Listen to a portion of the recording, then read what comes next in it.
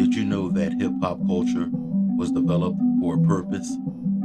The concept of young people competing against each other, whether intentionally or unintentionally, had the effect of decreased street violence and gang related murders in the South Bronx. Was it a natural progression that steered the culture to produce drill rappers who glorify and mock each other's murders? Is ignorance of the history of hip hop partially to blame? Believe it or not, behind the bragging and boasting exhibited by rappers and the acrobatic moves of the B-boys in the late 70s, there was a plan. Understand that blood was running in the streets of the South Bronx during these times. The city was a war zone. Young Hispanic and black street gangs terrorized the neighborhoods, killing each other and preying on the old and weak for the few dollars they had and even their lives.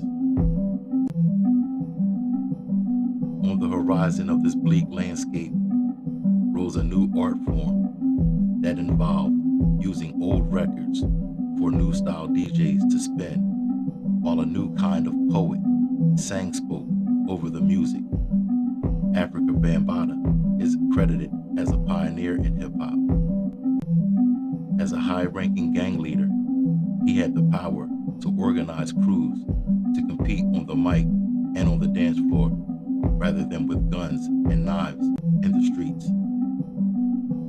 Bambaataa realized that allowing blatant disrespect towards individuals, threats of violence, and glorifying crime and gang activity in hip hop would be counterproductive to the movement. He is the one that, by the mid 80s, coined the phrase to capture what hip hop culture is supposed to be all about: peace, unity, love, and having fun. He even made a song with that very title, featuring the great James Brown, another music pioneer. When you juxtapose that message with the messages found in much of hip hop and drill music now, you truly have to ask yourself, can this even be considered hip hop? Hip hop music is being abused and misused in 2024. Instead of being used to bring people together, to, at the most, engage in some friendly, albeit tough competition, it's now a tool for the aggrieved to vent street beefs and hurl insults and blatant threats of violence and murder towards each other. What's going on now is like if you were to use a basketball to play golf with.